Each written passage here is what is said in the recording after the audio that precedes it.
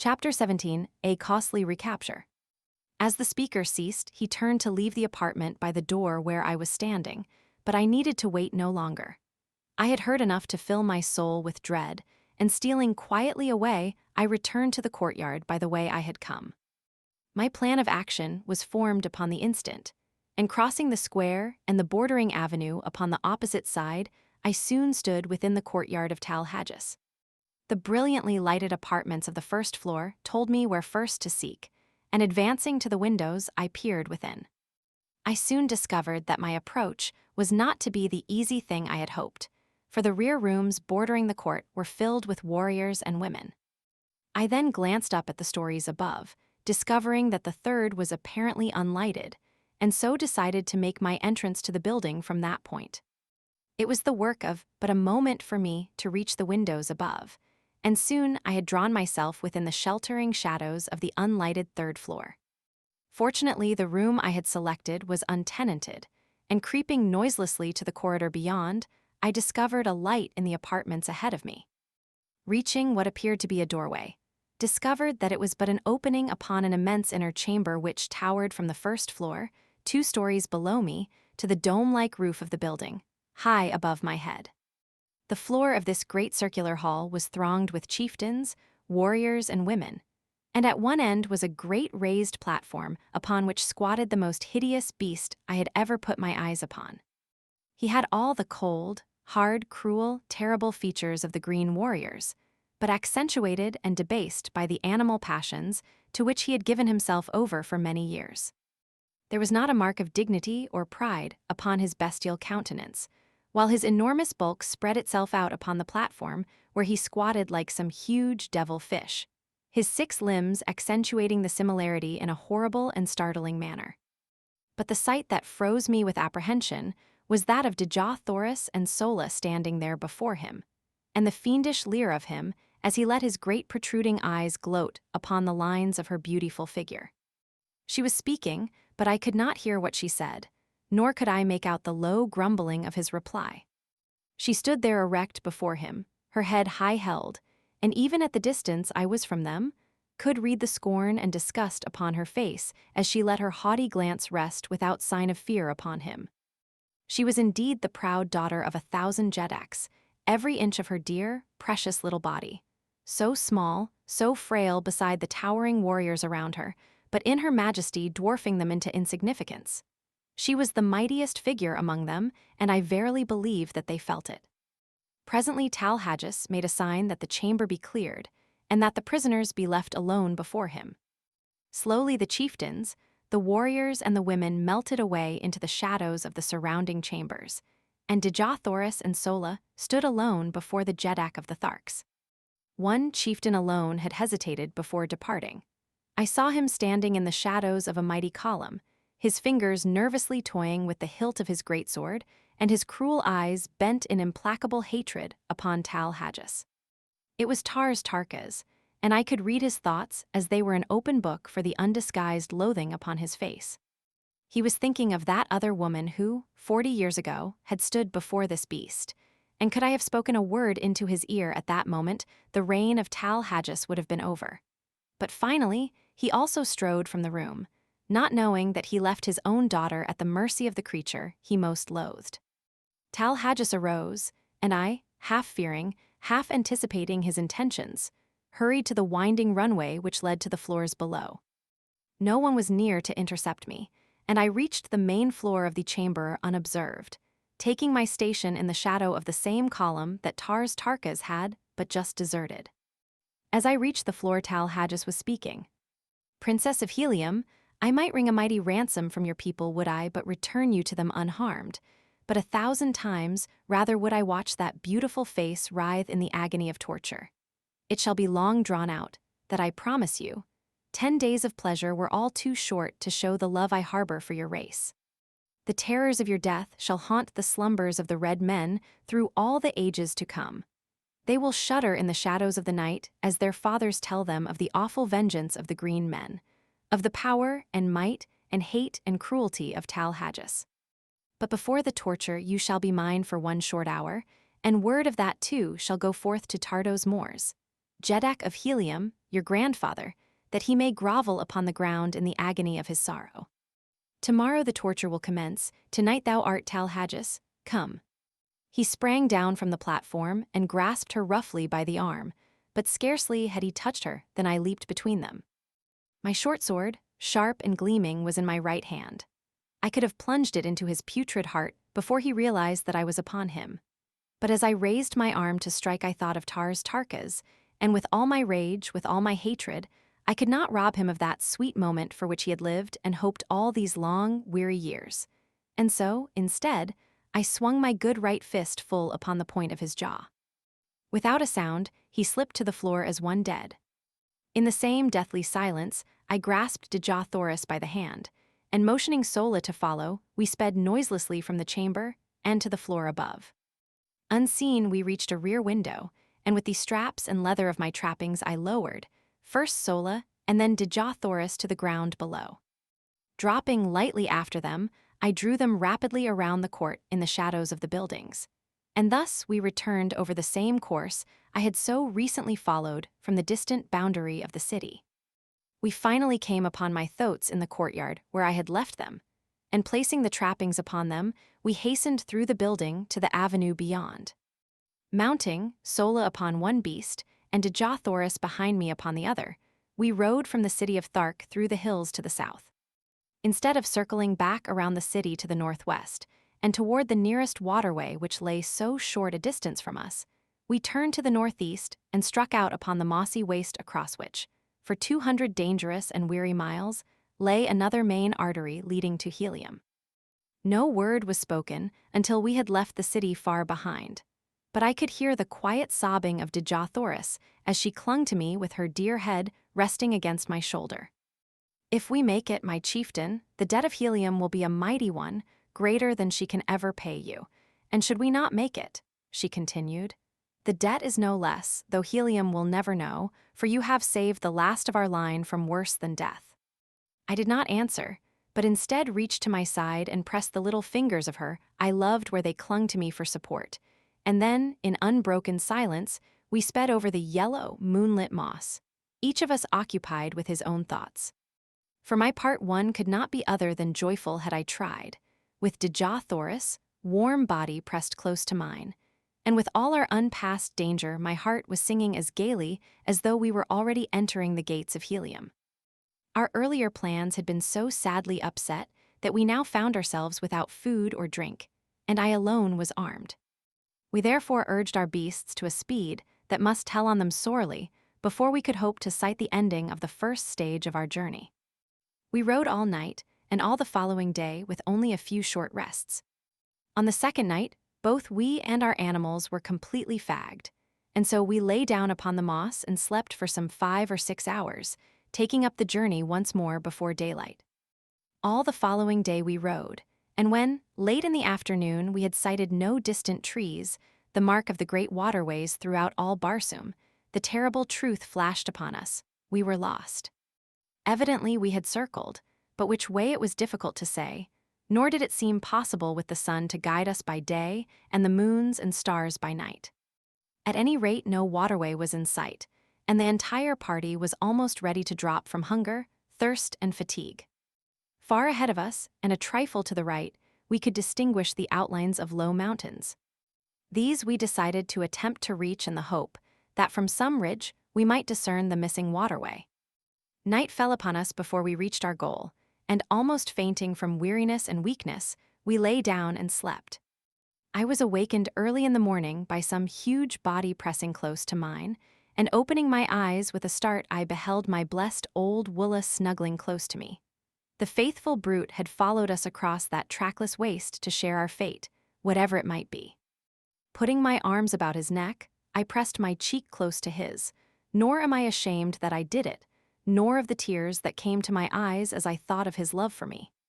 Shortly after this, Dejah Thoris and Sola awakened, and it was decided that we push on at once in an effort to gain the hills. We had gone scarcely a mile when I noticed that my thoat was commencing to stumble and stagger in a most pitiful manner, although we had not attempted to force them out of a walk since about noon of the preceding day. Suddenly he lurched wildly to one side, and pitched violently to the ground. Dejah Thoris and I were thrown clear of him and fell upon the soft moss with scarcely a jar. But the poor beast was in a pitiable condition, not even being able to rise, although relieved of our weight.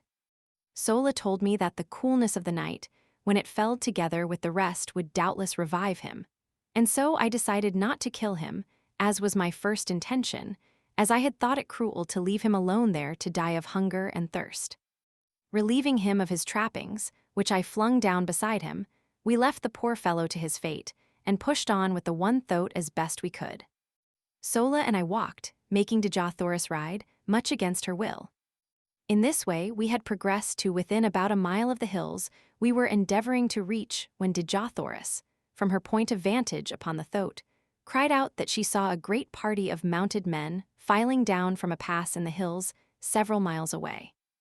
Sola and I both looked in the direction she indicated, and there, plainly discernible, were several hundred mounted warriors. They seemed to be headed in a southwesterly direction, which would take them away from us. They doubtless were Thark warriors who had been sent out to capture us, and we breathed a great sigh of relief that they were traveling in the opposite direction.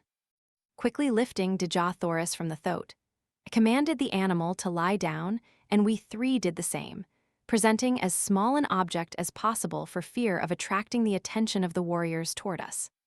We could see them as they filed out of the pass, just for an instant, before they were lost to view behind a friendly ridge, to us a most providential ridge, since, had they been in view for any great length of time, they scarcely could have failed to discover us. As what proved to be the last warrior came into view from the pass, he halted and, to our consternation, threw his small but powerful fieldglass to his eye and scanned the sea bottom in all directions. Evidently, he was a chieftain, for in certain marching formations among the green men, a chieftain brings up the extreme rear of the column. As his glass swung toward us, our hearts stopped in our breasts, and I could feel the cold sweat start from every pore in my body. Presently it swung full upon us and stopped. The tension on our nerves was near the breaking point, and I doubt if any of us breathed for the few moments he held us covered by his glass. And then he lowered it, and we could see him shout a command to the warriors who had passed from our sight behind the ridge. He did not wait for them to join him, however. Instead, he wheeled his thoat and came tearing madly in our direction. There was but one slight chance, and that we must take quickly. Raising my strange Martian rifle to my shoulder, I sighted and touched the button which controlled the trigger. There was a sharp explosion as the missile reached its goal, and the charging chieftain pitched backward from his flying mount. Springing to my feet, I urged the thoat to rise, and directed Sola to take Dejah Thoris with her upon him, and make a mighty effort to reach the hills before the green warriors were upon us. I knew that in the ravines and gullies they might find a temporary hiding place, and even though they died there of hunger and thirst, it would be better so than that they fell into the hands of the Tharks. Forcing my 2 revolvers upon them as a slight means of protection, and, as a last resort, as an escape for themselves from the horrid death which recapture would surely mean, I lifted Dejah Thoris in my arms and placed her upon the thoat behind Sola, who had already mounted at my command. "Goodbye, my princess," I whispered. "We may meet in Helium yet." Have escaped from worse plights than this, and I tried to smile as I lied. "What," she cried, "are you not coming with us?" "How may I, Dejah Thoris? Someone must hold these fellows off for a while, and I can better escape them alone than could the 3 of us together." She sprang quickly from the thoat, and throwing her dear arms about my neck, turned to Sola, saying with quiet dignity, "Fly, Sola. Dejah Thoris remains to die with the man she loves." Those words are engraved upon my heart. Ah, gladly would I give up my life 1,000 times could I only hear them once again. But I could not then give even a second to the rapture of her sweet embrace, and pressing my lips to hers for the first time, I picked her up bodily and tossed her to her seat behind Sola again, commanding the latter in peremptory tones to hold her there by force. And then, slapping the thoat upon the flank, I saw them borne away, Dejah Thoris struggling to the last to free herself from Sola's grasp. Turning, I beheld the green warriors mounting the ridge and looking for their chieftain.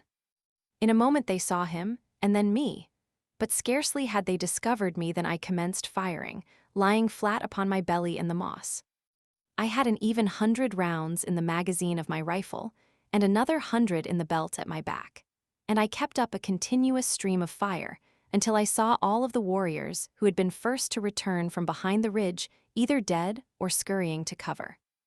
My respite was short-lived, however, for soon the entire party, numbering some 1,000 men, came charging into view, racing madly toward me. I fired until my rifle was empty and they were almost upon me, and then a glance showing me that Dejah Thoris and Sola had disappeared among the hills, I sprang up, throwing down my useless gun, and started away in the direction opposite to that taken by Sola and her charge. If ever Martians had an exhibition of jumping, it was granted those astonished warriors on that day long years ago. But while it led them away from Dejah Thoris, it did not distract their attention from endeavoring to capture me. They raced wildly after me until, finally, my foot struck a projecting piece of quartz, and down I went sprawling upon the moss. As I looked up, they were upon me, and although I drew my long sword in an attempt to sell my life as dearly as possible, it was soon over. I reeled beneath their blows, which fell upon me in perfect torrents. My head swam, all was black, and I went down beneath them to oblivion. Chapter 18, Chained in WRHON. It must have been several hours before I regained consciousness, and I well remember the feeling of surprise which swept over me as I realized that I was not dead. I was lying among a pile of sleeping silks and furs in the corner of a small room in which were several green warriors, and bending over me was an ancient and ugly female. As I opened my eyes, she turned to one of the warriors, saying, "He will live, O Jed." "'Tis well," replied the one so addressed, rising and approaching my couch. "He should render rare sport for the great games." And now as my eyes fell upon him, I saw that he was no Thark, for his ornaments and metal were not of that horde. He was a huge fellow, terribly scarred about the face and chest, and with one broken tusk and a missing ear. Strapped on either breast were human skulls, and depending from these a number of dried human hands. His reference to the great games of which I had heard so much, while among the Tharks, convinced me that I had but jumped from purgatory into Gehenna. After a few more words with the female, during which she assured him that I was now fully fit to travel, the Jed ordered that we mount and ride after the main column. I was strapped securely to as wild and unmanageable a thoat as I had ever seen, and, with a mounted warrior on either side to prevent the beast from bolting, we rode forth at a furious pace in pursuit of the column. My wounds gave me but little pain, so wonderfully and rapidly had the applications and injections of the female exercised their therapeutic powers, and so deftly had she bound and plastered the injuries. Just before dark, we reached the main body of troops, shortly after they had made camp for the night. I was immediately taken before the leader, who proved to be the Jedak of the hordes of Warhoon. Like the Jed who had brought me, he was frightfully scarred, and also decorated with the breastplate of human skulls and dried dead hands which seemed to mark all the greater warriors among the Warhoons, as well as to indicate their awful ferocity, which greatly transcends even that of the Tharks.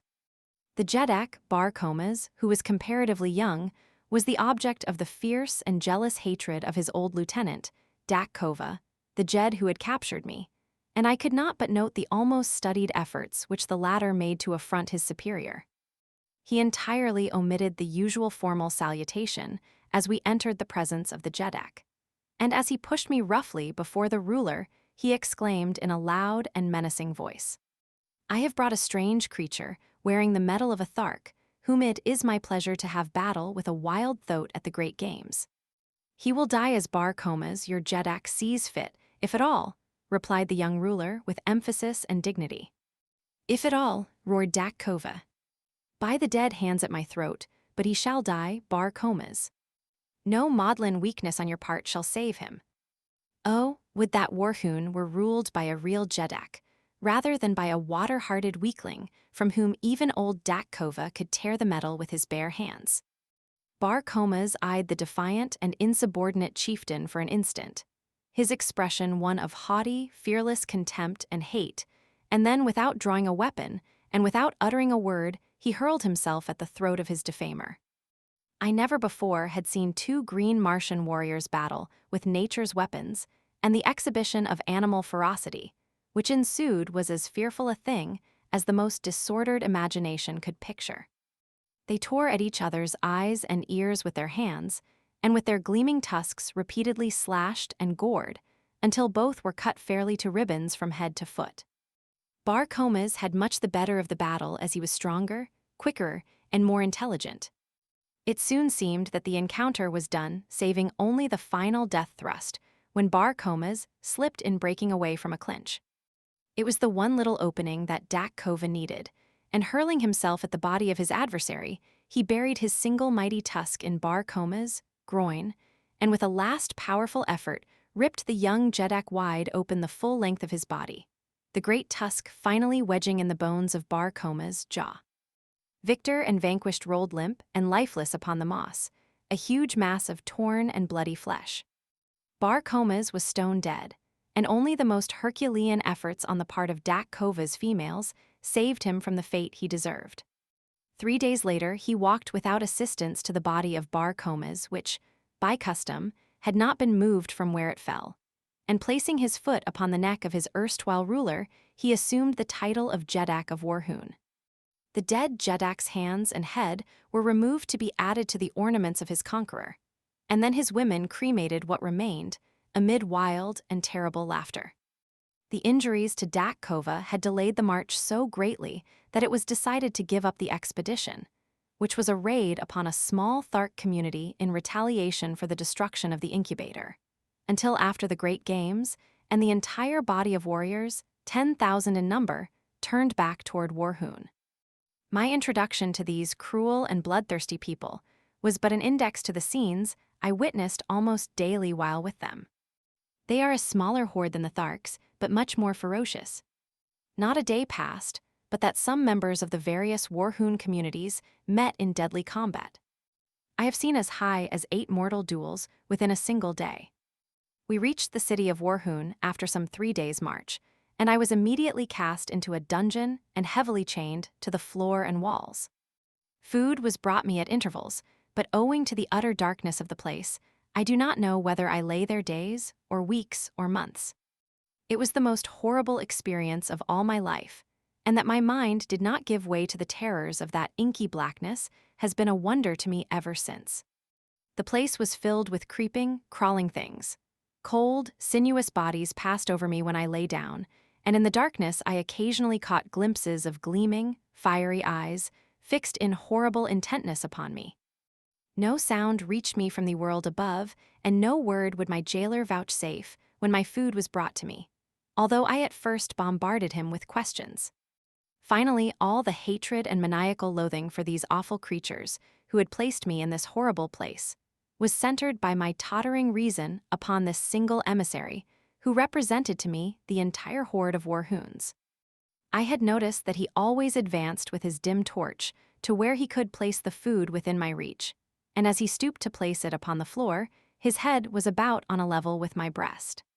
So, with the cunning of a madman, I backed into the far corner of my cell when next I heard him approaching and gathering a little slack of the great chain which held me in my hand. I waited his coming, crouching like some beast of prey.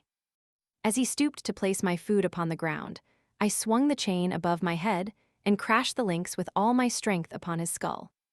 Without a sound he slipped to the floor, stone dead.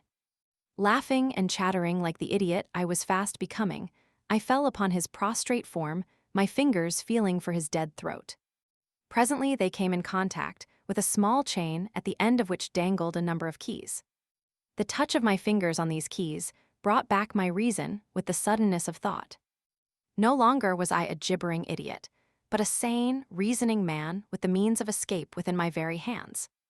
As I was groping to remove the chain from about my victim's neck, I glanced up into the darkness to see 6 pairs of gleaming eyes fixed, unwinking, upon me.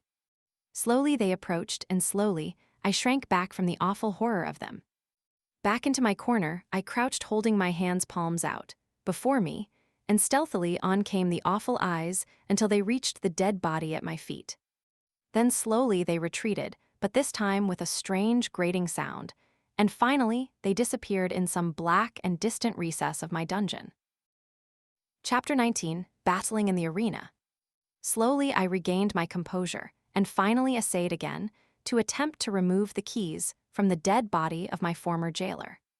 But as I reached out into the darkness to locate it, I found to my horror that it was gone. Then the truth flashed on me. The owners of those gleaming eyes had dragged my prize away from me to be devoured in their neighboring lair. As they had been waiting for days, for weeks, for months, through all this awful eternity of my imprisonment to drag my dead carcass to their feast. For 2 days no food was brought me, but then a new messenger appeared and my incarceration went on as before. But not again did I allow my reason to be submerged by the horror of my position. Shortly after this episode, another prisoner was brought in and chained near me. By the dim torchlight, I saw that he was a red Martian, and I could scarcely await the departure of his guards to address him. As their retreating footsteps died away in the distance, I called out softly the Martian word of greeting, Kaor. "Who are you who speaks out of the darkness?" he answered. "John Carter, a friend of the Red Men of Helium." "I am of Helium," he said, "but I do not recall your name." And then I told him my story as I have written it here, omitting only any reference to my love for Dejah Thoris. He was much excited by the news of Helium's princess, and seemed quite positive that she and Sola could easily have reached a point of safety from where they left me. He said that he knew the place well because the defile through which the Warhoon warriors had passed when they discovered us was the only one ever used by them when marching to the south. Dejah Thoris and Sola entered the hills not 5 miles from a great waterway and are now probably quite safe, he assured me. My fellow prisoner was Kantos Kan, a Padwar lieutenant in the Navy of Helium. He had been a member of the ill-fated expedition which had fallen into the hands of the Tharks at the time of Dejah Thoris' capture, and he briefly related the events which followed the defeat of the battleships. Badly injured and only partially manned, they had limped slowly toward Helium. But while passing near the city of Zidanga, the capital of Helium's hereditary enemies among the Red Men of Barsoom, they had been attacked by a great body of war vessels, and all but the craft to which Kantos Kan belonged were either destroyed or captured. His vessel was chased for days by 3 of the Zodangan warships, but finally escaped during the darkness of a moonless night. 30 days after the capture of Dejah Thoris, or about the time of our coming to Thark, his vessel had reached Helium with about 10 survivors of the original crew of 700 officers and men. Immediately 7 great fleets, each of 100 mighty warships, had been dispatched to search for Dejah Thoris, and from these vessels 2,000 smaller craft had been kept out continuously in futile search for the missing princess. 2 green Martian communities had been wiped off the face of Barsoom by the avenging fleets, but no trace of Dejah Thoris had been found. They had been searching among the northern hordes, and only within the past few days had they extended their quest to the south. Kantos Kan had been detailed to one of the small one-man flyers, and had had the misfortune to be discovered by the Warhoons while exploring their city. The bravery and daring of the man won my greatest respect and admiration. Alone he had landed at the city's boundary, and on foot had penetrated to the buildings surrounding the plaza. For 2 days and nights, he had explored their quarters and their dungeons in search of his beloved princess, only to fall into the hands of a party of Warhoons as he was about to leave, after assuring himself that Dejah Thoris was not a captive there. During the period of our incarceration, Kantos Kan and I became well acquainted and formed a warm personal friendship. A few days only elapsed, however, before we were dragged forth from our dungeon for the Great Games. We were conducted early one morning to an enormous amphitheater, which instead of having been built upon the surface of the ground, was excavated below the surface. It had partially filled with debris, so that how large it had originally been was difficult to say. In its present condition, it held the entire 20,000 Warhoons of the assembled hordes. The arena was immense, but extremely uneven and unkempt. Around it, the Warhoons had piled building stone from some of the ruined edifices of the ancient city to prevent the animals and the captives from escaping into the audience, and at each end had been constructed cages to hold them until their turns came to meet some horrible death upon the arena. Kantos Kan and I were confined together in one of the cages. In the others were wild calots, thoats, mad zitidars, green warriors and women of other hordes, and many strange and ferocious wild beasts of Barsoom which I had never before seen. The din of their roaring, growling, and squealing was deafening, and the formidable appearance of any one of them was enough to make the stoutest heart feel grave forebodings. Cantos can explain to me that at the end of the day, one of these prisoners would gain freedom, and the others would lie dead about the arena. The winners in the various contests of the day would be pitted against each other until only two remained alive, the victor in the last encounter being set free, whether animal or man. The following morning, the cages would be filled with a new consignment of victims, and so on throughout the 10 days of the games. Shortly after we had been caged, the amphitheater began to fill, and within an hour every available part of the seating space was occupied. Dak Kova, with his jeds and chieftains, sat at the center of one side of the arena upon a large raised platform. At a signal from Dak Kova, the doors of 2 cages were thrown open, and a dozen green Martian females were driven to the center of the arena. Each was given a dagger, and then, at the far end, a pack of 12 calots, or wild dogs, were loosed upon them.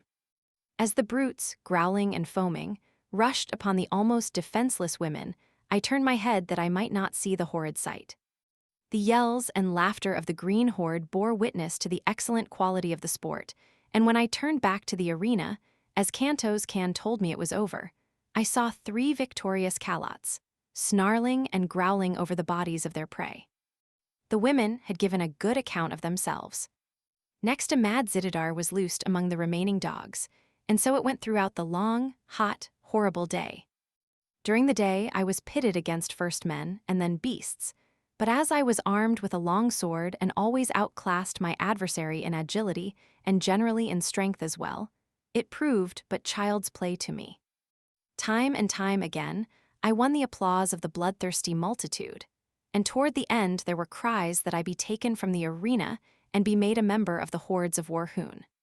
Finally, there were but 3 of us left, a great green warrior of some far northern horde, Cantos Can, and myself. The other 2 were to battle, and then I to fight the conqueror for the liberty which was accorded the final winner. Cantos Can had fought several times during the day, and like myself had always proven victorious, but occasionally by the smallest of margins, especially when pitted against the green warriors. I had little hope that he could best his giant adversary, who had mowed down all before him during the day. The fellow towered nearly 16 feet in height, while Cantos Can was some inches under 6 feet. As they advanced to meet one another, I saw for the first time a trick of Martian swordsmanship, which centered Cantos Can's every hope of victory and life on one cast of the dice. For, as he came to within about 20 feet of the huge fellow, he threw his sword arm far behind him over his shoulder, and with a mighty sweep hurled his weapon point foremost at the green warrior. It flew true as an arrow, and piercing the poor devil's heart, laid him dead upon the arena. Cantos Can and I were now pitted against each other, but as we approached to the encounter, I whispered to him to prolong the battle until nearly dark in the hope that we might find some means of escape. The horde evidently guessed that we had no hearts to fight each other, and so they howled in rage as neither of us placed a fatal thrust.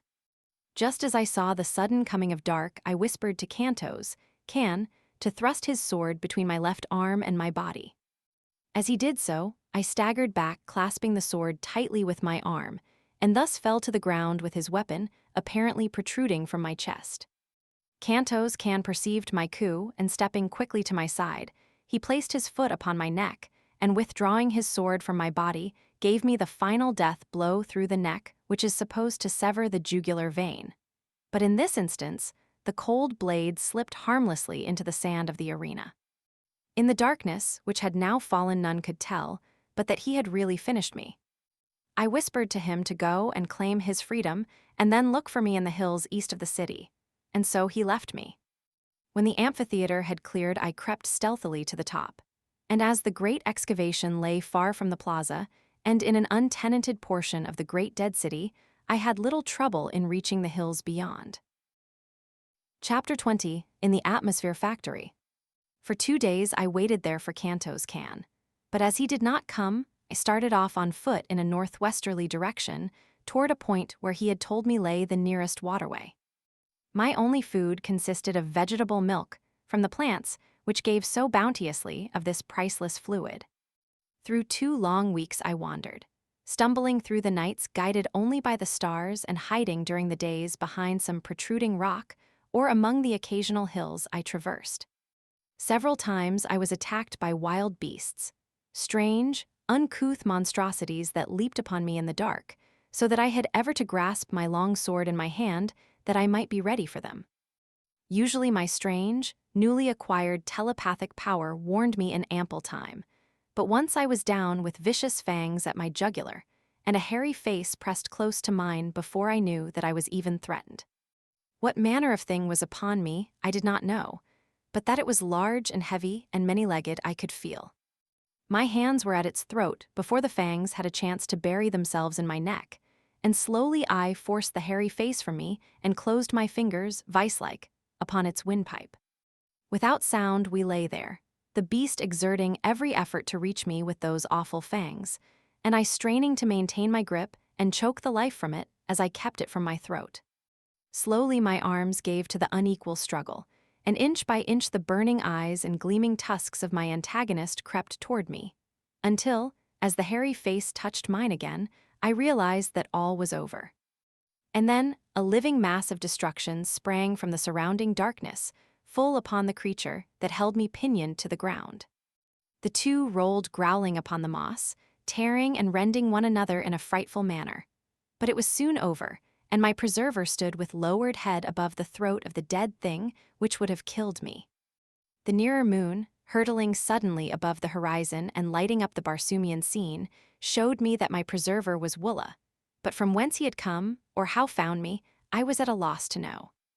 That I was glad of his companionship, it is needless to say, but my pleasure at seeing him was tempered by anxiety as to the reason of his leaving Dejah Thoris.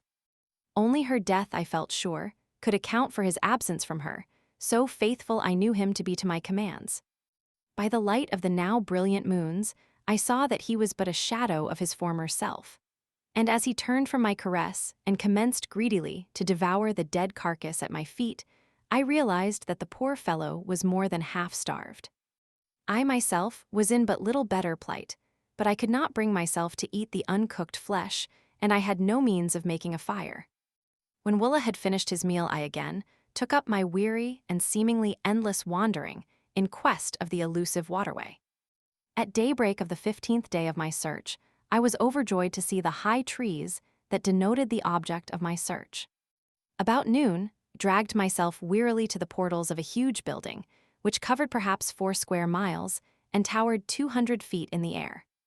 It showed no aperture in the mighty walls other than the tiny door at which I sank exhausted, nor was there any sign of life about it.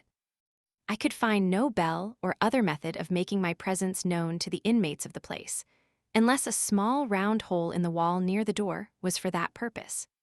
It was of about the bigness of a lead pencil, and thinking that it might be in the nature of a speaking tube, I put my mouth to it, and was about to call into it when a voice issued from it asking me whom I might be, where from, and the nature of my errand. I explained that I had escaped from the Warhoons, and was dying of starvation and exhaustion. You wear the metal of a green warrior, and are followed by a callot, yet you are of the figure of a red man. In color you are neither green nor red. In the name of the 9th ray, what manner of creature are you? I am a friend of the red men of Barsoom, and I am starving. In the name of humanity open to us, I replied. Presently the door commenced to recede before me until it had sunk into the wall 50 feet. Then it stopped and slid easily to the left, exposing a short, narrow corridor of concrete, at the further end of which was another door, similar in every respect to the one I had just passed. No one was in sight, yet immediately we passed the first door it slid gently into place behind us and receded rapidly to its original position in the front wall of the building. As the door had slipped aside, I had noted its great thickness, fully 20 feet, and as it reached its place once more after closing behind us, great cylinders of steel had dropped from the ceiling behind it and fitted their lower ends into apertures countersunk in the floor. A second and third door receded before me and slipped to one side as the first, before I reached a large inner chamber where I found food and drink, set out upon a great stone table. A voice directed me to satisfy my hunger and to feed my callot, and while I was thus engaged, my invisible host put me through a severe and searching cross-examination. "Your statements are most remarkable," said the voice, on concluding its questioning, "but you are evidently speaking the truth, and it is equally evident that you are not of Barsoom. I can tell that by the conformation of your brain and the strange location of your internal organs and the shape and size of your heart." "Can you see through me?" I exclaimed. "Yes, I can see all but your thoughts, and were you a Barsoomian, I could read those." Then a door opened at the far side of the chamber, and a strange, dried-up, little mummy of a man came toward me.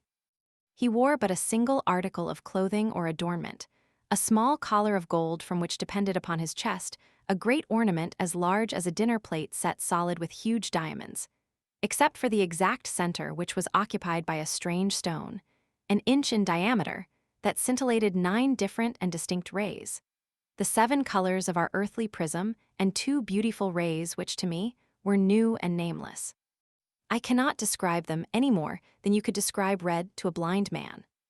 I only know that they were beautiful in the extreme. The old man sat and talked with me for hours, and the strangest part of our intercourse was that I could read his every thought while he could not fathom an iota from my mind unless I spoke. I did not apprise him of my ability to sense his mental operations, and thus I learned a great deal which proved of immense value to me later, and which I would never have known had he suspected my strange power. For the Martians have such perfect control of their mental machinery that they are able to direct their thoughts with absolute precision. The building in which I found myself contained the machinery, which produces that artificial atmosphere which sustains life on Mars. The secret of the entire process hinges on the use of the 9th ray, one of the beautiful scintillations which I had noted emanating from the great stone in my host's diadem. This ray is separated from the other rays of the sun by means of finely adjusted instruments placed upon the roof of the huge building, 3/4 of which is used for reservoirs in which the 9th ray is stored. This product is then treated electrically, or rather certain proportions of refined electric vibrations are incorporated with it, and the result is then pumped to the 5 principal air centers of the planet, where, as it is released, contact with the ether of space transforms it into atmosphere.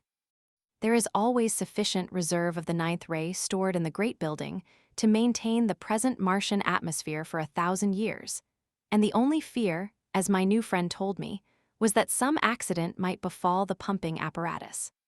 He led me to an inner chamber, where I beheld a battery of 20 radium pumps, any one of which was equal to the task of furnishing all Mars with the atmosphere compound. For 800 years, he told me, he had watched these pumps, which are used alternately a day each at a stretch, or a little over 24½ Earth hours. He has one assistant who divides the watch with him. Half a Martian year, about 344 of our days, each of these men spend alone in this huge, isolated plant. Every red Martian is taught during earliest childhood the principles of the manufacture of atmosphere, but only 2 at one time ever hold the secret of ingress to the great building, which, built as it is with walls 150 feet thick, is absolutely unassailable, even the roof being guarded from assault by aircraft by a glass covering 5 feet thick. The only fear they entertain of attack is from the green Martians or some demented red man, as all Barsoomians realize that the very existence of every form of life of Mars is dependent upon the uninterrupted working of this plant. One curious fact I discovered, as one watched his thoughts, was that the outer doors are manipulated by telepathic means. The locks are so finely adjusted that the doors are released by the action of a certain combination of thought waves. To experiment with my newfound toy, I thought to surprise him into revealing this combination, and so I asked him in a casual manner how he had managed to unlock the massive doors for me from the inner chambers of the building. As quick as a flash there leaped to his mind 9 Martian sounds, but as quickly faded as he answered that this was a secret he must not divulge. From then on his manner toward me changed, as though he feared that he had been surprised into divulging his great secret, and I read suspicion and fear in his looks and thoughts, though his words were still fair. Before I retired for the night, he promised to give me a letter to a nearby agricultural officer who would help me on my way to Zidanga, which, he said, was the nearest Martian city.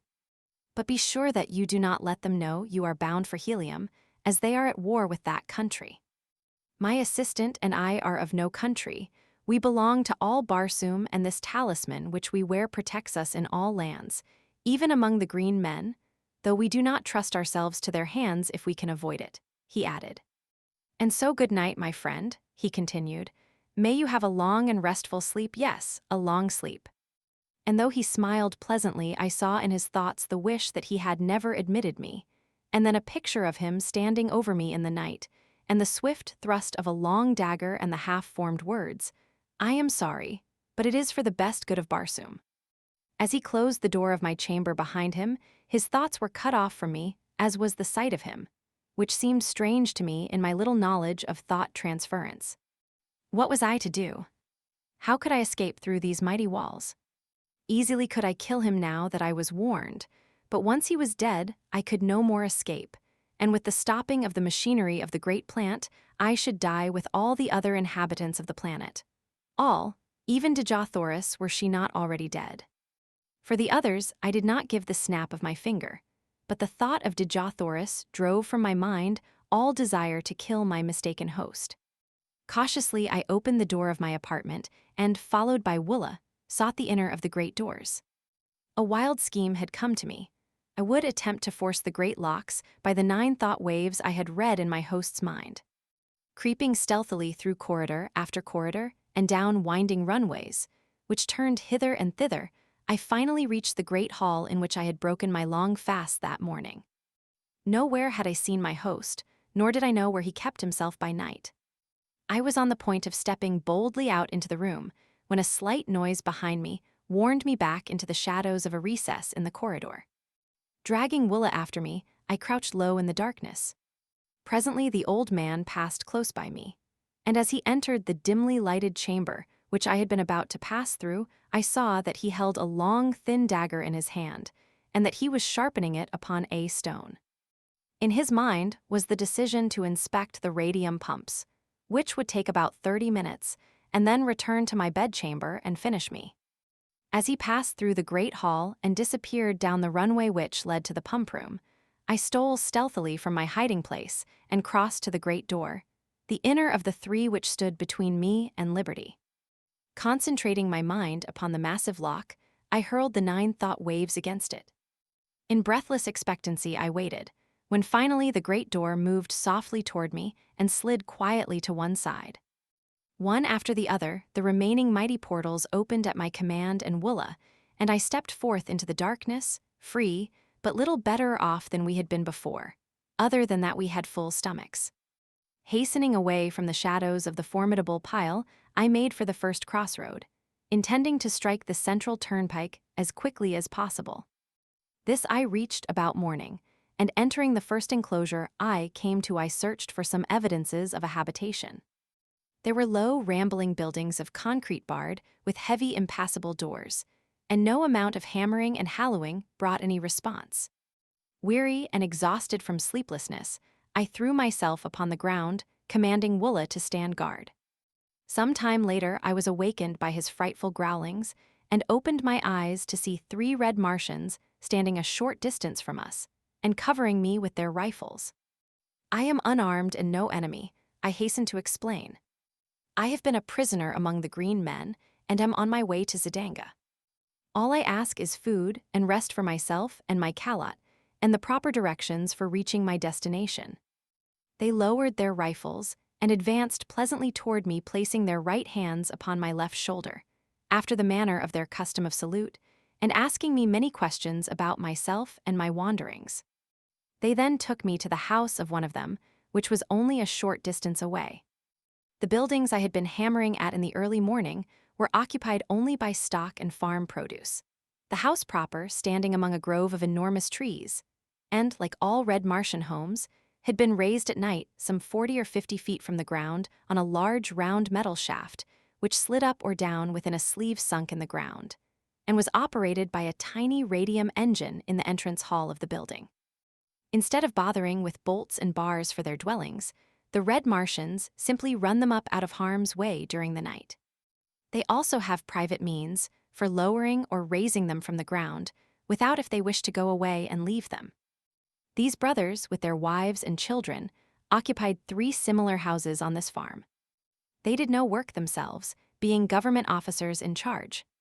The labor was performed by convicts, prisoners of war, delinquent debtors, and confirmed bachelors who were too poor to pay the high celibate tax which all Red Martian governments impose. They were the personification of cordiality and hospitality, and I spent several days with them, resting and recuperating from my long and arduous experiences.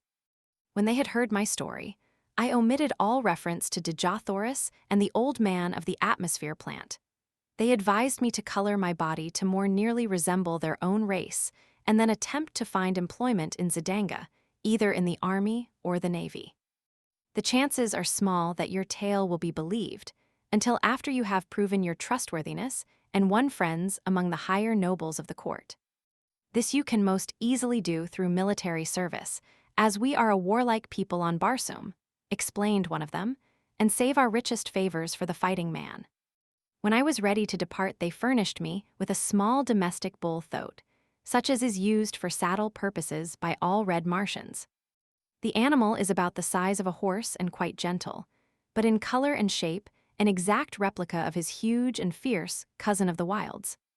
The brothers had supplied me with a reddish oil with which I anointed my entire body, and one of them cut my hair, which had grown quite long, in the prevailing fashion of the time, square at the back and banged in front, so that I could have passed anywhere upon Barsoom as a full-fledged Red Martian.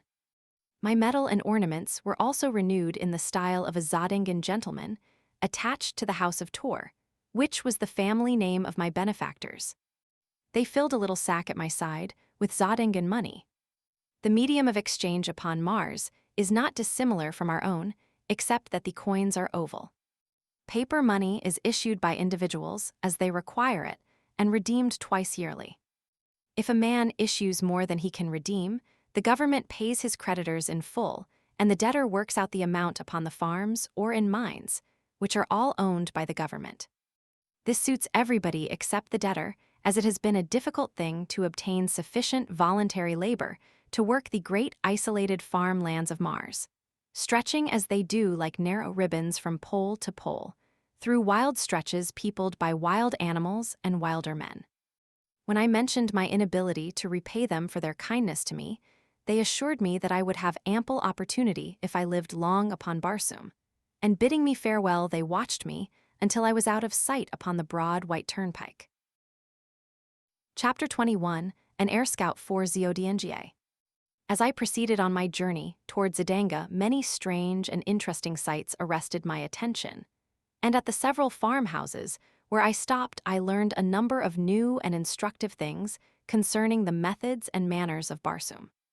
The water which supplies the farms of Mars is collected in immense underground reservoirs at either pole from the melting ice caps, and pumped through long conduits to the various populated centers. Along either side of these conduits, and extending their entire length, lie the cultivated districts.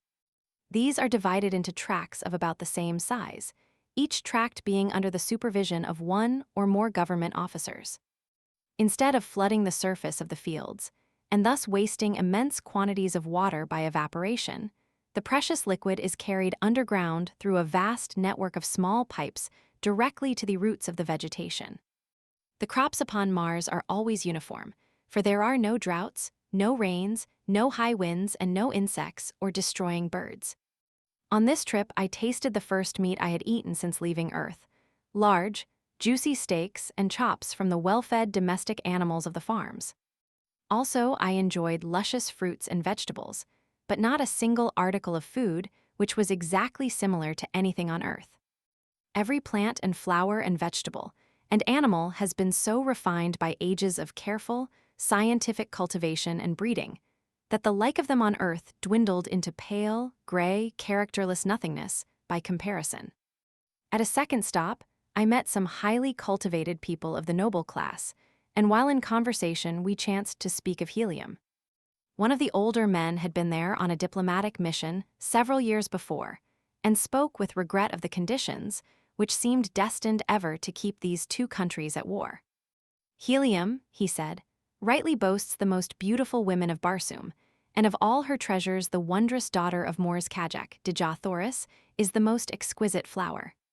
Why, he added, the people really worship the ground she walks upon, and since her loss on that ill-starred expedition, all Helium has been draped in mourning. That our ruler should have attacked the disabled fleet as it was returning to Helium was but another of his awful blunders, which I fear will sooner or later compel Zidanga to elevate a wiser man to his place. Even now, though our victorious armies are surrounding Helium, the people of Zidanga are voicing their displeasure, for the war is not a popular one, since it is not based on right or justice. Our forces took advantage of the absence of the principal fleet of Helium on their search for the princess, and so we have been able easily to reduce the city to a sorry plight. It is said she will fall within the next few passages of the further moon. And what, think you, may have been the fate of the princess, Dejah Thoris? I asked as casually as possible. She is dead, he answered. This much was learned from a green warrior, recently captured by our forces in the south. She escaped from the hordes of Thark with a strange creature of another world, only to fall into the hands of the Warhoons. Their thoats were found wandering upon the sea bottom, and evidences of a bloody conflict were discovered nearby. While this information was in no way reassuring, neither was it at all conclusive proof of the death of Dejah Thoris, and so I determined to make every effort possible to reach Helium as quickly as I could, and carry to Tardos Moors such news of his granddaughter's possible whereabouts as lay in my power. 10 days after leaving the three Tor brothers, I arrived at Zidanga. From the moment that I had come in contact with the red inhabitants of Mars, I had noticed that Woola drew a great amount of unwelcome attention to me, since the huge brute belonged to a species which is never domesticated by the red men. Were one to stroll down Broadway with a Numidian lion at his heels, the effect would be somewhat similar to that which I should have produced had I entered Zidanga with Woola. The very thought of parting with the faithful fellow caused me so great regret and genuine sorrow that I put it off until just before we arrived at the city's gates. But then, finally, it became imperative that we separate. Had nothing further than my own safety or pleasure been at stake, no argument could have prevailed upon me to turn away the one creature upon Barsoom that had never failed in a demonstration of affection and loyalty.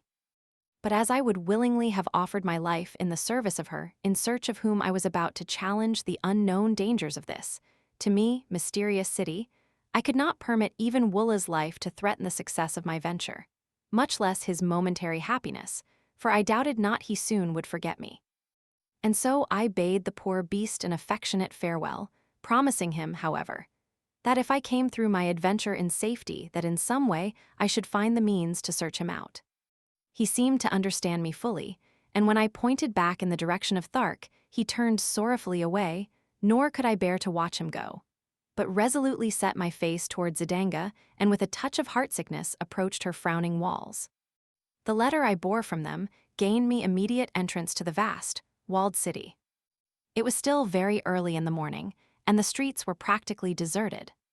The residences, raised high upon their metal columns, resembled huge rookeries, while the uprights themselves presented the appearance of steel tree trunks. The shops, as a rule, were not raised from the ground, nor were their doors bolted or barred, since thievery is practically unknown upon Barsoom. Assassination is the ever-present fear of all Barsoomians, and for this reason alone, their homes are raised high above the ground at night or in times of danger. The Tor brothers had given me explicit directions for reaching the point of the city where I could find living accommodations and be near the offices of the government agents to whom they had given me letters. My way led to the central square or plaza, which is a characteristic of all Martian cities. The plaza of Zidanga covers a square mile and is bounded by the palaces of the Jedak, the Jeds, and other members of the royalty and nobility of Zidanga, as well as by the principal public buildings, cafes, and shops. As I was crossing the great square, lost in wonder and admiration of the magnificent architecture, and the gorgeous scarlet vegetation, which carpeted the broad lawns, I discovered a red Martian walking briskly toward me from one of the avenues. He paid not the slightest attention to me, but as he came abreast I recognized him, and turning I placed my hand upon his shoulder, calling out, "Keor Cantos can." Like lightning he wheeled, and before I could so much as lower my hand, the point of his long sword was at my breast. "Who are you?" he growled, and then as a backward leap carried me 50 feet from his sword, he dropped the point to the ground and exclaimed, laughing, "I do not need a better reply. There is but one man upon all Barsoom who can bounce about like a rubber ball. By the mother of the further moon, John Carter, how came you here? And have you become a Darseen that you can change your color at will?" "You gave me a bad half-minute, my friend," he continued, after I had briefly outlined my adventures since parting with him in the arena at Warhoon. Were my name and city known to the Zodingans, I would shortly be sitting on the banks of the lost Sea of Chorus with my revered and departed ancestors. I am here in the interest of Tardo's Moors, Jeddak of Helium, to discover the whereabouts of Dejah Thoris, our princess. Sab, then, Prince of Zidanga, has her hidden in the city and has fallen madly in love with her. His father, then Kosis, Jeddak of Zidanga, has made her voluntary marriage to his son the price of peace between our countries. But Tardo's Moors will not accede to the demands, and has sent word that he and his people would rather look upon the dead face of their princess than see her wed to any than her own choice, and that personally he would prefer being engulfed in the ashes of a lost and burning Helium to joining the metal of his house with that of Thenkosis. His reply was the deadliest affront he could have put upon Thenkosis and the Zodingans, but his people love him the more for it, and his strength in Helium is greater today than ever. "I have been here 3 days," continued Cantos Can, "but I have not yet found where Dejah Thoris is imprisoned. Today I join the Zodingan Navy as an air scout, and I hope in this way to win the confidence of Sab, then, the prince, who is commander of this division of the Navy, and thus learn the whereabouts of Dejah Thoris. I am glad that you are here, John Carter, for I know your loyalty to my princess, and 2 of us working together should be able to accomplish much." The plaza was now commencing to fill with people going and coming upon the daily activities of their duties. The shops were opening, and the cafes filling with early morning patrons. Cantos Can led me to one of these gorgeous eating places, where we were served entirely by mechanical apparatus. No hand touched the food from the time it entered the building in its raw state until it emerged hot and delicious upon the tables before the guests, in response to the touching of tiny buttons to indicate their desires.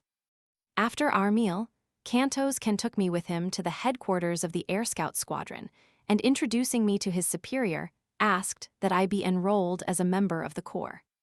In accordance with custom, an examination was necessary, but Cantos Can had told me to have no fear on this score, as he would attend to that part of the matter.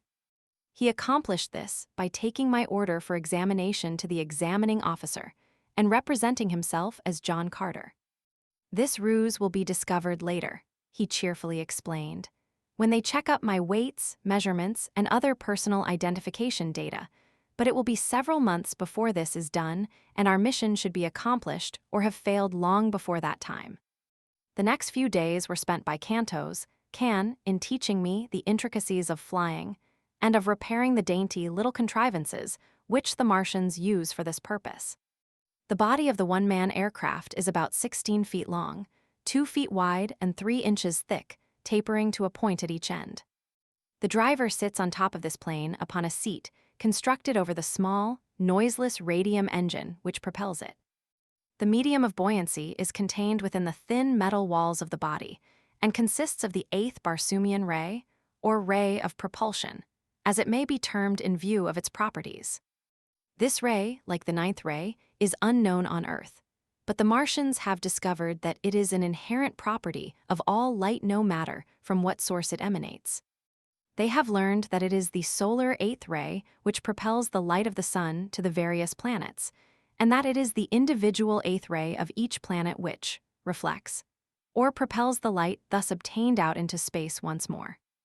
The solar 8th ray would be absorbed by the surface of Barsoom, but the Barsoomian 8th ray, which tends to propel light from Mars into space, is constantly streaming out from the planet, constituting a force of repulsion of gravity, which when confined is able to lift enormous weights from the surface of the ground.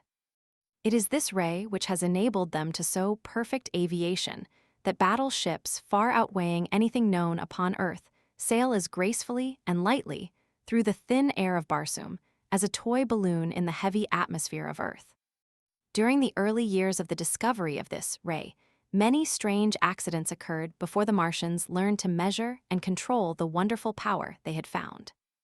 In one instance, some 900 years before, the first great battleship to be built with 8th ray reservoirs was stored with too great a quantity of the rays, and she had sailed up from Helium with 500 officers and men, never to return. Her power of repulsion for the planet was so great that it had carried her far into space, where she can be seen today, by the aid of powerful telescopes, hurtling through the heavens 10,000 miles from Mars, a tiny satellite that will thus encircle Barsoom to the end of time. The 4th day after my arrival at Dejah, I made my first flight, and as a result of it, I won a promotion which included quarters in the palace of Nenkosis. As I rose above the city, I circled several times, as I had seen Cantos can do, and then throwing my engine into top speed, I raced at terrific velocity toward the south, following one of the great waterways which enters Dejah from that direction. I had traversed perhaps 200 miles in a little less than an hour when I descried far below me a party of 3 green warriors racing madly toward a small figure on foot which seemed to be trying to reach the confines of one of the walled fields.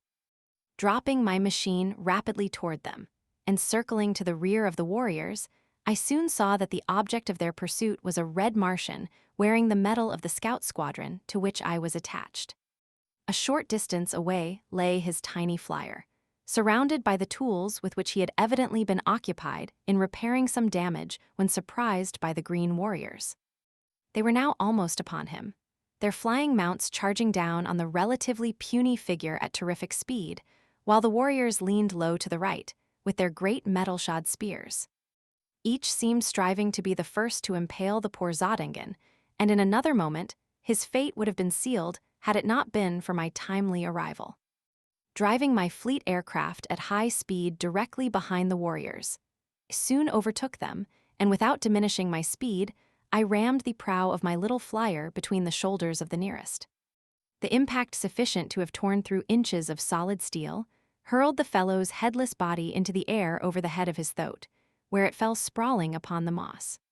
The mounts of the other 2 warriors turned squealing in terror and bolted in opposite directions.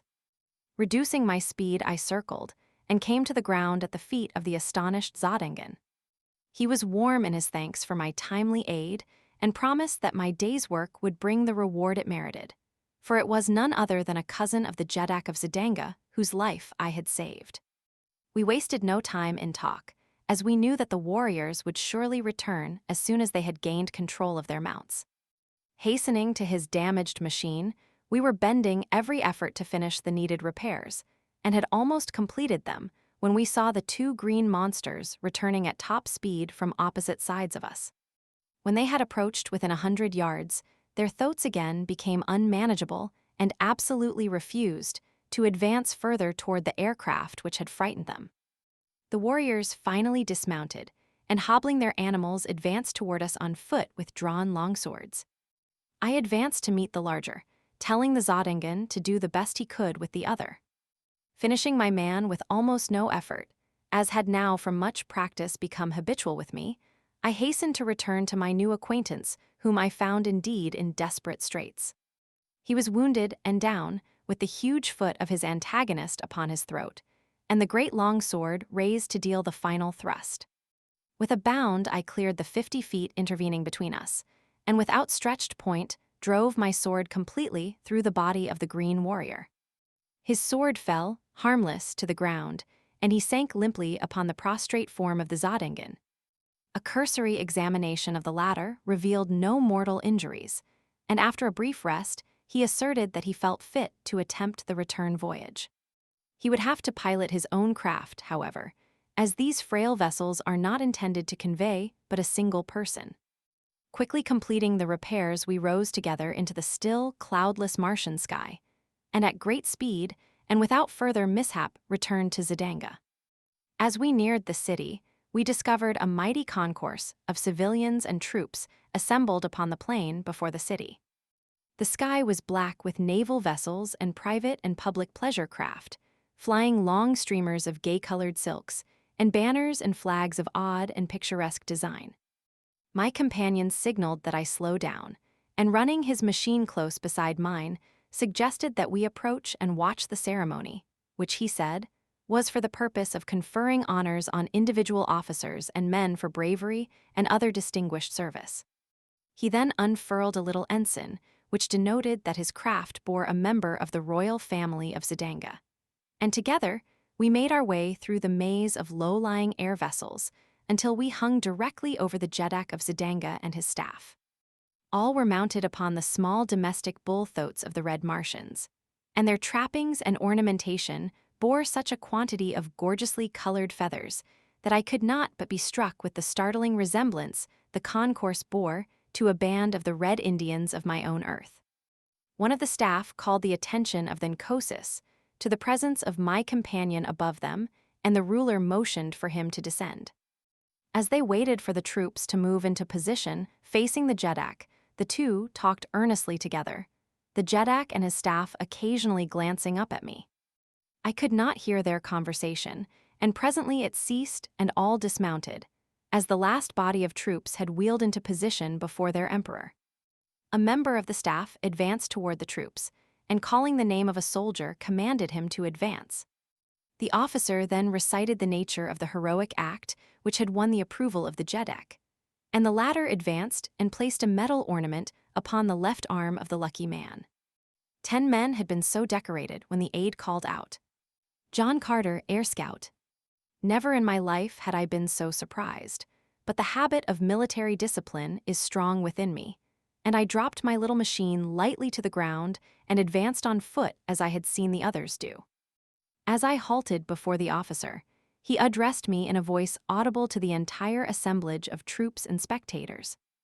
"In recognition, John Carter," he said, "of your remarkable courage and skill in defending the person of the cousin of the Jeddak the Nkosis, and, single-handed, vanquishing 3 green warriors, it is the pleasure of our Jeddak to confer on you the mark of his esteem." The Nkosis then advanced toward me, and placing an ornament upon me, said, "My cousin has narrated the details of your wonderful achievement, which seems little short of miraculous, and if you can so well defend a cousin of the Jeddak, how much better could you defend the person of the Jeddak himself? You are therefore appointed a padwar of the guards, and will be quartered in my palace hereafter."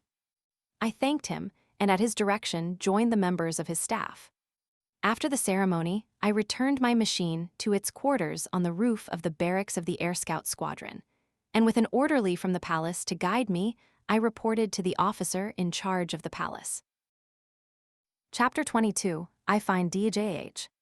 The major domo to whom I reported had been given instructions to station me near the person of the Jeddak, who, in time of war, is always in great danger of assassination, as the rule that all is fair in war seems to constitute the entire ethics of Martian conflict. He therefore escorted me immediately to the apartment in which the Nkosis then was.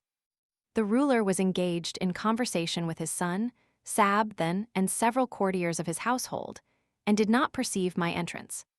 The walls of the apartment were completely hung with splendid tapestries, which hid any windows or doors which may have pierced them.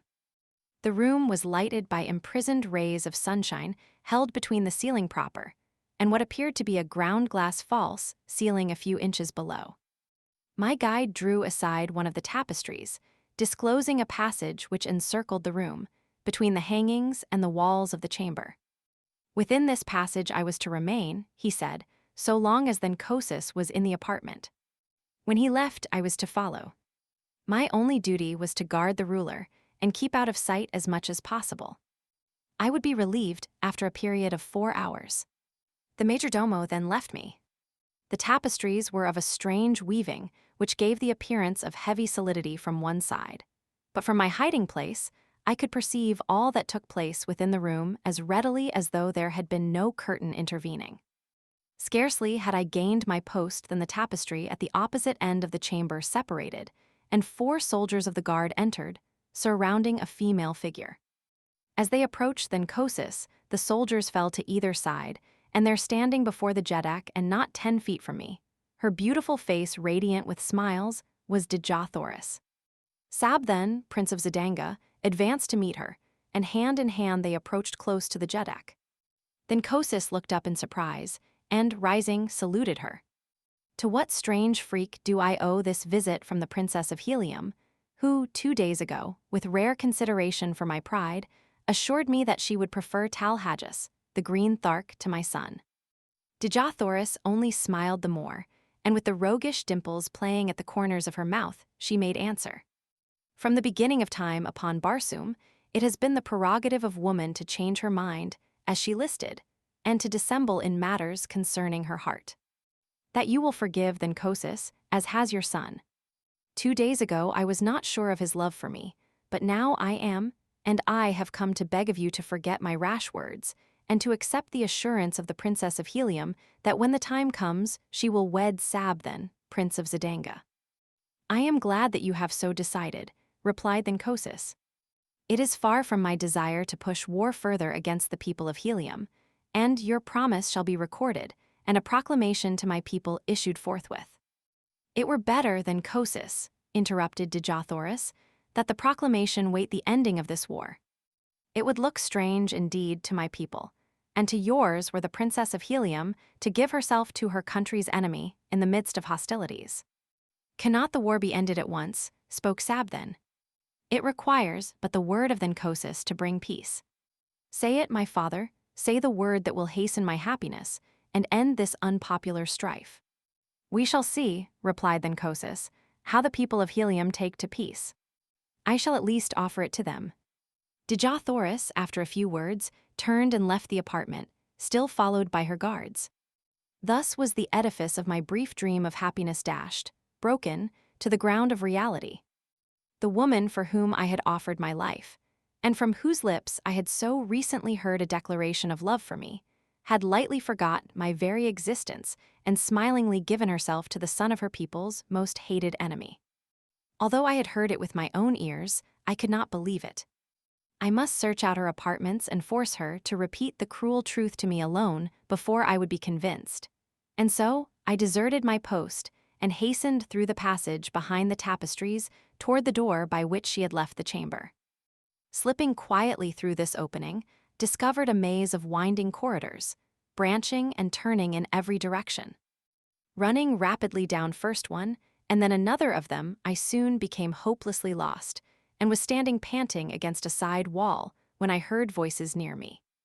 Apparently they were coming from the opposite side of the partition, against which I leaned, and presently I made out the tones of Dejah Thoris.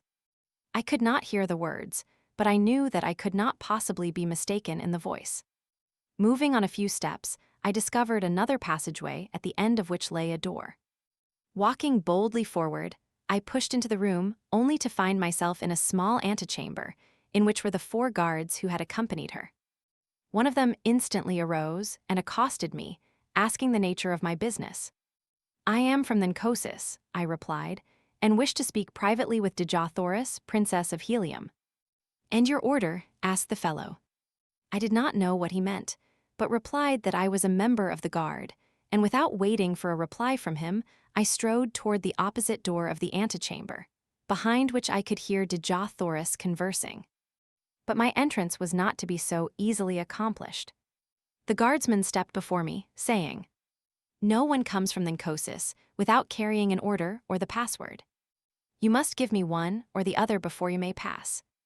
The only order I require, my friend, to enter where I will, hangs at my side, I answered, tapping my long sword. Will you let me pass in peace or no? For reply, he whipped out his own sword, calling to the others to join him, and thus the 4 stood, with drawn weapons, barring my further progress. You are not here by the order of Thenkosis, cried the one who had first addressed me, and not only shall you not enter the apartments of the Princess of Helium, but you shall go back to Thenkosis under guard to explain this unwarranted temerity. Throw down your sword, you cannot hope to overcome 4 of us, he added with a grim smile. My reply was a quick thrust, which left me but 3 antagonists, and I can assure you that they were worthy of my mettle. They had me backed against the wall in no time, fighting for my life. Slowly, I worked my way to a corner of the room where I could force them to come at me only one at a time, and thus we fought upward of 20 minutes, the clanging of steel on steel producing a veritable bedlam in the little room. The noise had brought Dejah Thoris to the door of her apartment, and there she stood throughout the conflict with Sola at her back peering over her shoulder. Her face was set and emotionless, and I knew that she did not recognize me, nor did Sola. Finally, a lucky cut brought down a second guardsman, and then, with only 2 opposing me, I changed my tactics and rushed them down after the fashion of my fighting that had won me many a victory. The third fell within 10 seconds after the second, and the last lay dead upon the bloody floor a few moments later. They were brave men and noble fighters, and it grieved me that I had been forced to kill them, but I would have willingly depopulated all Barsoom could I have reached the side of my Dejah Thoris in no other way. Sheathing my bloody blade, I advanced toward my Martian princess, who still stood mutely gazing at me without sign of recognition. "Who are you, Zodingen?" she whispered. "Another enemy to harass me in my misery." "I am a friend," I answered, "a once-cherished friend." "No friend of Helium's princess wears that medal," she replied, and yet the voice. "I have heard it before, it is not, it cannot be, no, for he is dead." "It is, though, my princess, none other than John Carter," I said. "Do you not recognize, even through paint and strange metal, the heart of your chieftain?" As I came close to her, she swayed toward me with outstretched hands, but as I reached to take her in my arms, she drew back with a shudder and a little moan of misery. Too late, she grieved. "Oh, my chieftain that was, and whom I thought dead, had you but returned 1 little hour before. But now it is too late, too late." "What do you mean, Dejah Thoris?" I cried. "That you would not have promised yourself to the Zodingen prince had you known that I lived. Think you, John Carter, that I would give my heart to you yesterday and today to another? I thought that it lay buried with your ashes in the pits of Warhoon, and so today I have promised my body to another to save my people from the curse of a victorious Zodingen army. But I am not dead, my princess. I have come to claim you, and all Zodanga cannot prevent it. It is too late, John Carter, my promise is given, and on Barsoom that is final. The ceremonies which follow later are but meaningless formalities. They make the fact of marriage no more certain than does the funeral cordage of a Jeddak again place the seal of death upon him. I am as good as married, John Carter. No longer may you call me your princess. No longer are you my chieftain. I know but little of your customs here upon Barsoom, Dejah Thoris, but I do know that I love you, and if you meant the last words you spoke to me that day as the hordes of Warhoon were charging down upon us, no other man shall ever claim you as his bride. You meant them then, my princess, and you mean them still. Say that it is true." "I meant them, John Carter," she whispered. "I cannot repeat them now, for I have given myself to another." "Ah, if you had only known our ways, my friend," she continued, half to herself, "the promise would have been yours long months ago, and you could have claimed me before all others. It might have meant the fall of Helium, but I would have given my empire for my Tharkian chief." Then aloud she said, "Do you remember the night when you offended me? You called me your princess without having asked my hand of me, and then you boasted that you had fought for me. You did not know, and I should not have been offended. I see that now. But there was no one to tell you what I could not, that upon Barsoom there are 2 kinds of women in the cities of the red men. The one they fight for that they may ask them in marriage, the other kind they fight for also, but never ask their hands.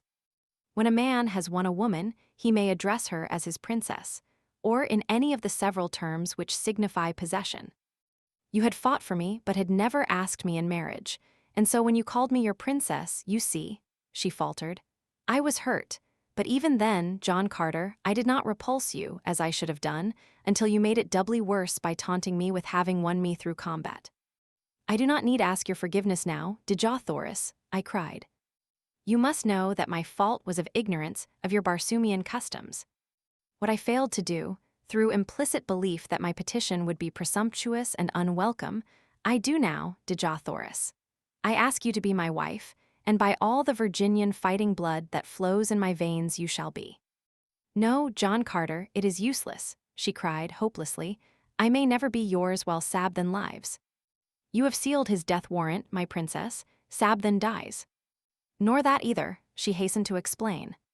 I may not wed the man who slays my husband, even in self-defense. It is custom. We are ruled by custom upon Barsoom. It is useless, my friend. You must bear the sorrow with me. That at least we may share in common. That, and the memory of the brief days among the Tharks. You must go now, nor ever see me again. Goodbye, my chieftain that was. Disheartened and dejected, I withdrew from the room, but I was not entirely discouraged, nor would I admit that Dejah Thoris was lost to me until the ceremony had actually been performed. As I wandered along the corridors, I was as absolutely lost in the mazes of winding passageways as I had been before I discovered Dejah Thoris' apartments. I knew that my only hope lay in escape from the city of Zidanga, for the matter of the 4 dead guardsmen would have to be explained, and as I could never reach my original post without a guide, suspicion would surely rest on me so soon as I was discovered wandering aimlessly through the palace.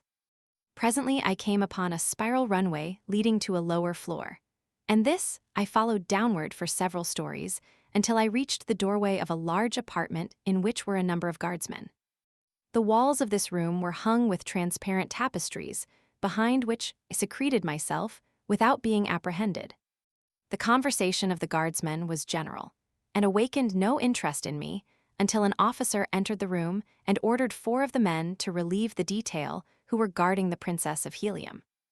Now, I knew, my troubles would commence in earnest, and indeed they were upon me all too soon, for it seemed that the squad had scarcely left the guardroom before one of their number burst in again breathlessly, crying that they had found their 4 comrades butchered in the antechamber. In a moment, the entire palace was alive with people. Guardsmen, officers, courtiers, servants, and slaves ran helter-skelter through the corridors and apartments carrying messages and orders, and searching for signs of the assassin. This was my opportunity, and slim as it appeared I grasped it.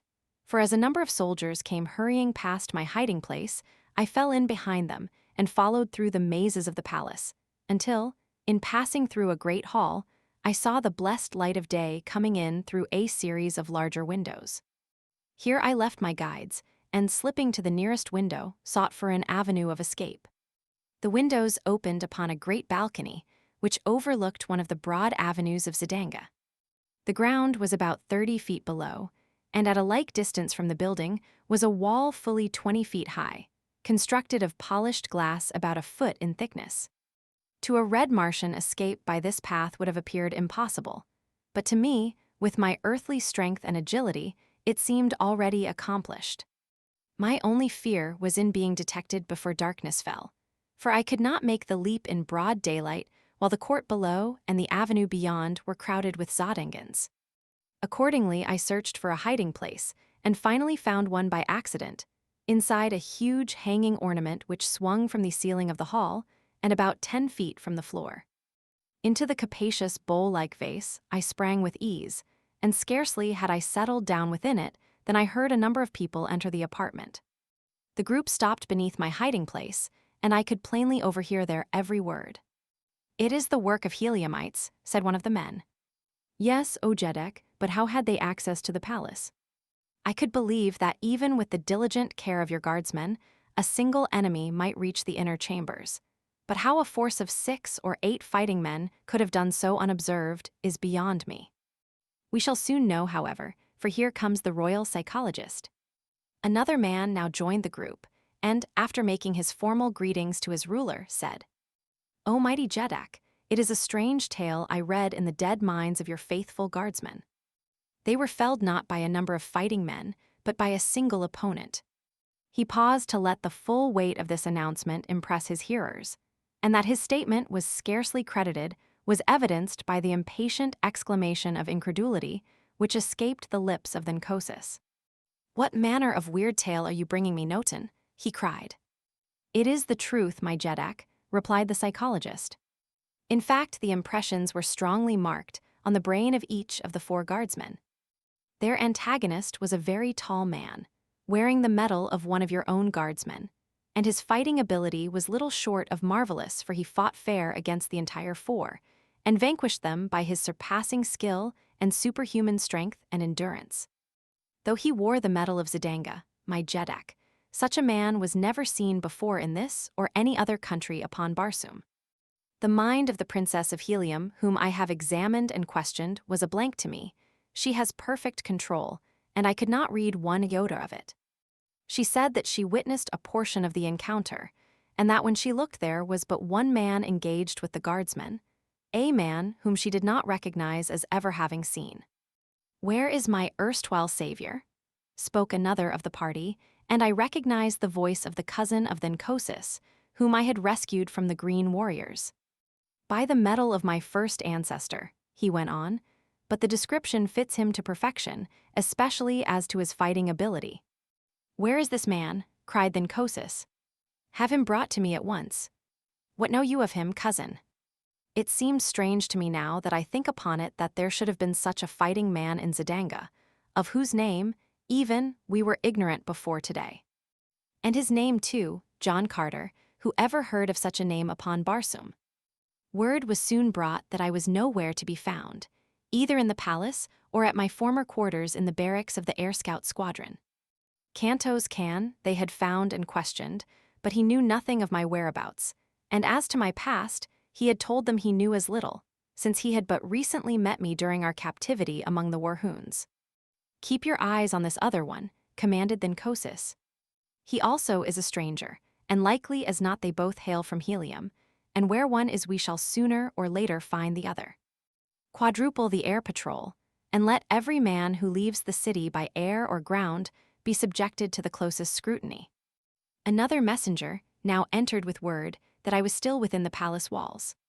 The likeness of every person who has entered or left the palace grounds today has been carefully examined, concluded the fellow, and not one approaches the likeness of this new padwar of the guards, other than that which was recorded of him at the time he entered.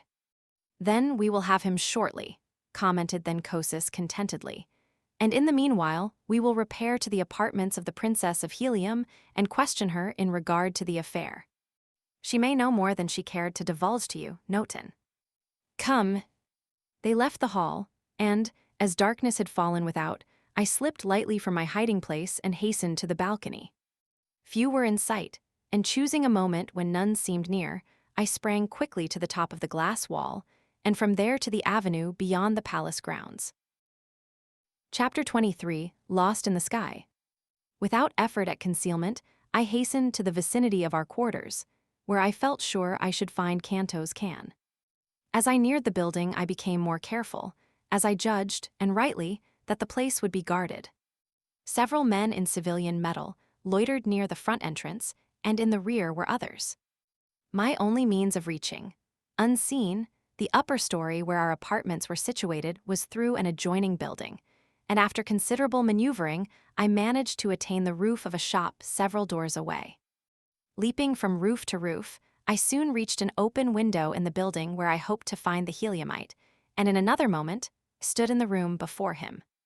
He was alone and showed no surprise at my coming, saying he had expected me much earlier, as my tour of duty must have ended some time since. I saw that he knew nothing of the events of the day at the palace, and when I had enlightened him, he was all excitement. The news that Dejah Thoris had promised her hand to Sab then filled him with dismay.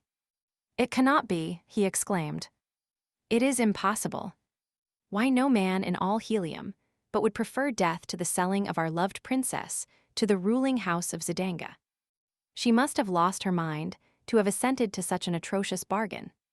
You, who do not know how we of Helium love the members of our ruling house, cannot appreciate the horror with which I contemplate such an unholy alliance.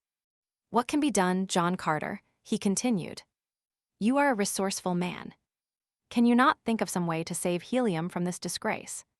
If I can come within sword's reach of Sab then, I answered, I can solve the difficulty insofar as helium is concerned, but for personal reasons, I would prefer that another struck the blow that frees Dejah Thoris. Cantos Can eyed me narrowly before he spoke. You love her, he said. Does she know it? She knows it, Cantos Can, and repulses me only because she is promised to Sab then. The splendid fellow sprang to his feet, and grasping me by the shoulder raised his sword on high, exclaiming. And had the choice been left to me, I could not have chosen a more fitting mate for the first princess of Barsoom. Here is my hand upon your shoulder, John Carter, and my word that Sab then shall go out at the point of my sword for the sake of my love for helium, for Dejah Thoris, and for you. This very night, I shall try to reach his quarters in the palace. How? I asked. You are strongly guarded, and a quadruple force patrols the sky. He bent his head in thought a moment, then raised it with an air of confidence. I only need to pass these guards and I can do it, he said at last. I know a secret entrance to the palace, through the pinnacle of the highest tower. I fell upon it by chance one day, as I was passing above the palace on patrol duty.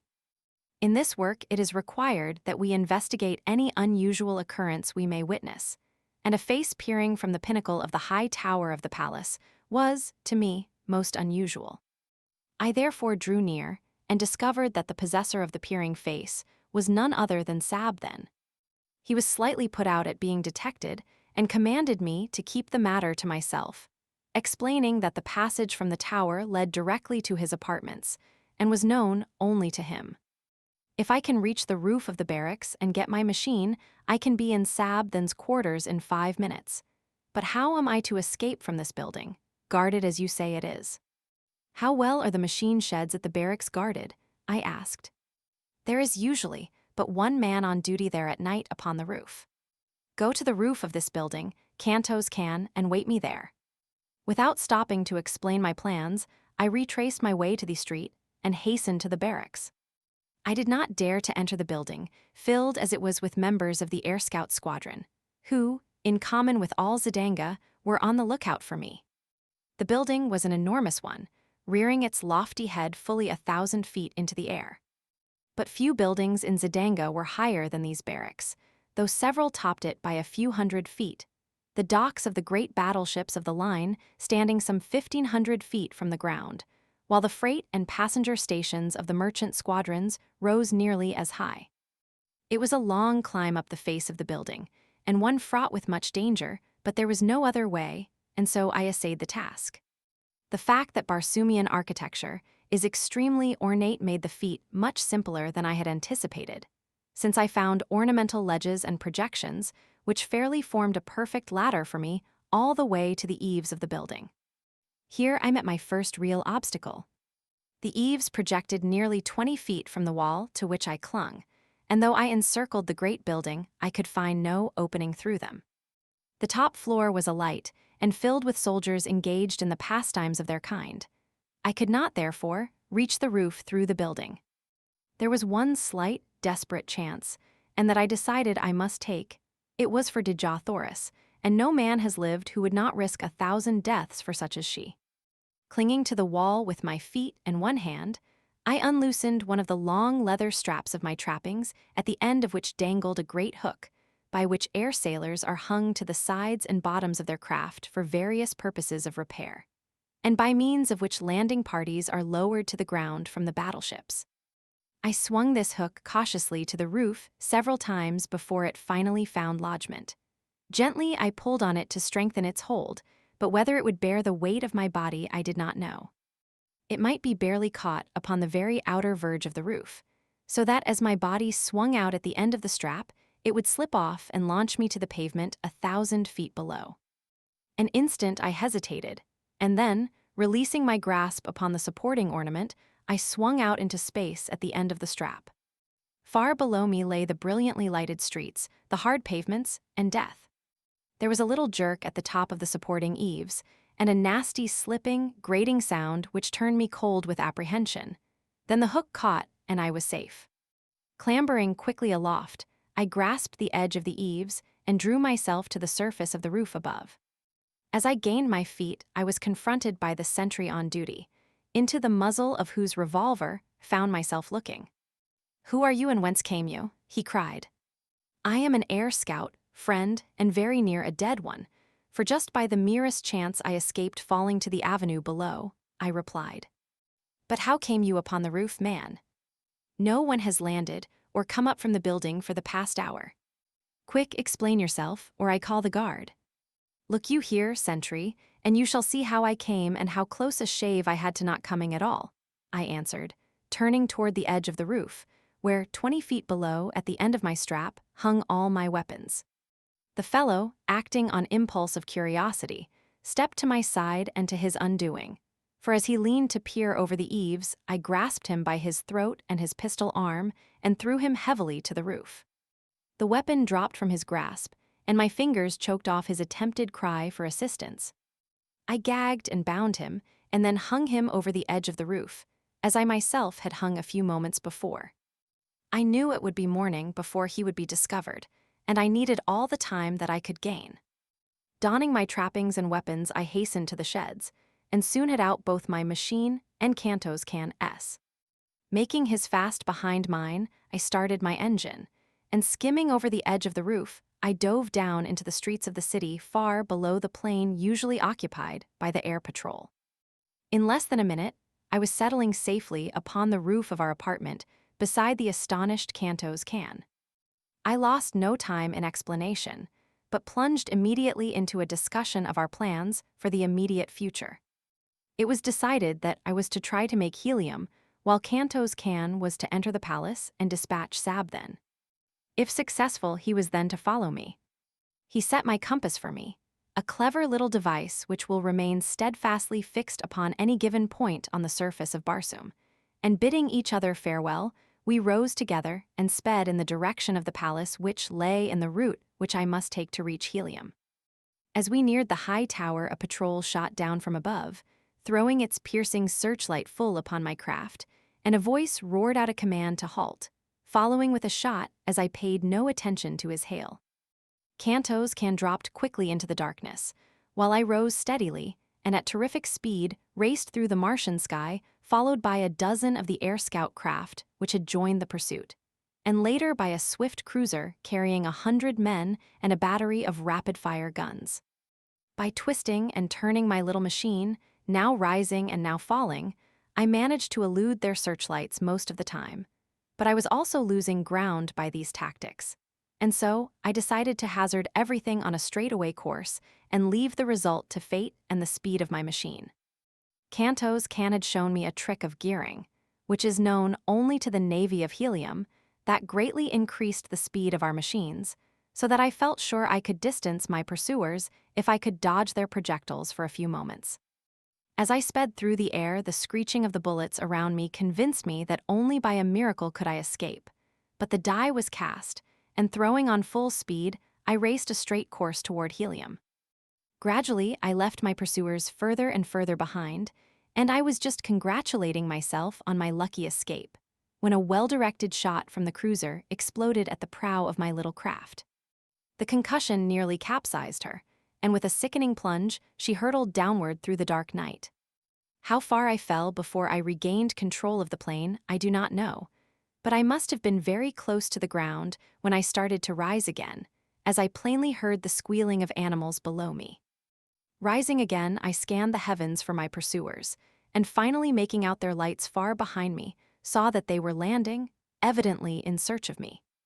Not until their lights were no longer discernible did I venture to flash my little lamp upon my compass, and then I found to my consternation that a fragment of the projectile had utterly destroyed my only guide, as well as my speedometer. It was true I could follow the stars in the general direction of helium, but without knowing the exact location of the city or the speed at which I was traveling, my chances for finding it were slim. Helium lies 1,000 miles southwest of Zidanga, and with my compass intact, I should have made the trip, barring accidents, in between 4 and 5 hours. As it turned out, however, morning found me speeding over a vast expanse of dead sea bottom after nearly 6 hours of continuous flight at high speed. Presently a great city showed below me, but it was not helium, as that alone of all Barsoomian metropolises consists in two immense circular walled cities about 75 miles apart, and would have been easily distinguishable from the altitude at which I was flying. Believing that I had come too far to the north and west, I turned back in a southeasterly direction, passing during the forenoon several other large cities, but none resembling the description which Canto's can had given me of Helium. In addition to the twin city formation of Helium, another distinguishing feature is the two immense towers, one of vivid scarlet rising nearly a mile into the air from the center of one of the cities, while the other, of bright yellow and of the same height, marks her sister.